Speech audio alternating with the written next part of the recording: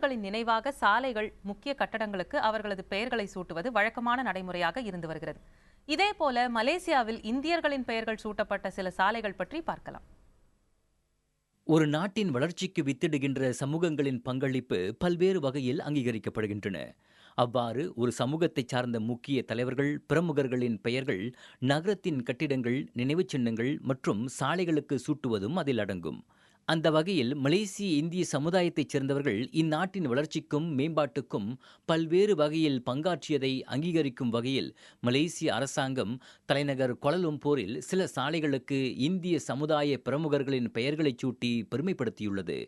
அதில் முக்கியமானது நாட்டின் சுதந்திரத்திற்காக போராடிய தலைவர்களில் ஒருவரான துன் வீத்தி சம்பந்தனை நினைவுகூரும் வகையில் லிட்டில் இந்தியா என அழைக்கப்படும் கோலாலம்பூர் பிரிக்வில்ஸ் பகுதியின் பிரதான சாலைக்கு அவருடைய பெயர் வைக்கப்பட்டது. துன் வீத்தி சம்பந்தன் நாட்டின் தலைவர்களுள் முக்கியமானவர்.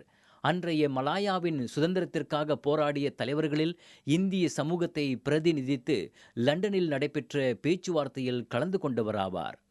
பிரிக்வில்ஸின் மற்றொரு பகுதிக்கு தம்பிப்பிள்ளை சாலை என பெயர் சூட்டப்பட்டுள்ளது. ஏறக்குறைய 1960ஆம் ஆண்டுகளுக்கு முன்னமே இச்சாலைக்கு இப்பெயர் சூட்டப்பட்டதாக அறியப்படுகிறது. இவர் பிரிட்டிஷார் காலத்தில் இவ்விடத்தின் மிகப்பெரிய வணிகர் என்றும் அக்காலத்தில் இந்த இடம் இவரின் சொந்த நிலமாக இருந்தது என்றும் வாய்வழி செய்திகள் நமக்கு கிடைக்கப்பெறுகின்றன. கோலாலம்பூருக்கு அருகில் அதிகமான இந்தியர்கள் வாழும் இடமாக கருதப்படுகிறது செந்தூல் பட்டணம். இங்கு சற்று அதிகமான இந்தியர்களின் பெயர்களை கொண்ட சாலைகள் காணப்பெறுகின்றன. குறிப்பாக காசிப்பிள்ளை சாலை, குமாரசாமி சாலை, வேதவனம் சாலை போன்றவை குறிப்பிடத்தக்கவை. இங்குள்ள சாலைகளில் சூட்டப்பட்டுள்ள பெயர்களின் உரிமையாளர்கள் பலர் 18ஆம் நூற்றாண்டை சார்ந்தவர்கள் என்ற செய்தி இங்கு கிடைக்கப்படுகிறது. அதிலும் இவர்கள் அக்காலத்தில் மிகப்பெரிய வணிகர்களாகவும் இவ்வட்டாரத்தின் முக்கிய நில உரிமையாளர்களாகவும் வாழ்ந்தனர் என்ற தகவலும் கூறப்படுகிறது.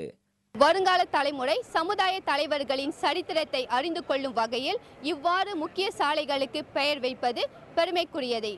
ஆனால் வருங்காலத்தில் இன்னும் அதிகமான இந்தியர்களின் பெயர்கள் சாலைகளுக்கு வைக்கப்பட வேண்டும் என்பதை மலேசிய இந்திய சமுதாயத்தின் எதிர்பார்ப்பாகும். புதிய தலைமுறை செய்திகளுக்காக வணக்கம் மலேசியா ஒத்துழைப்போடு கோலாலம்பூரில் இருந்து குஷாலினி.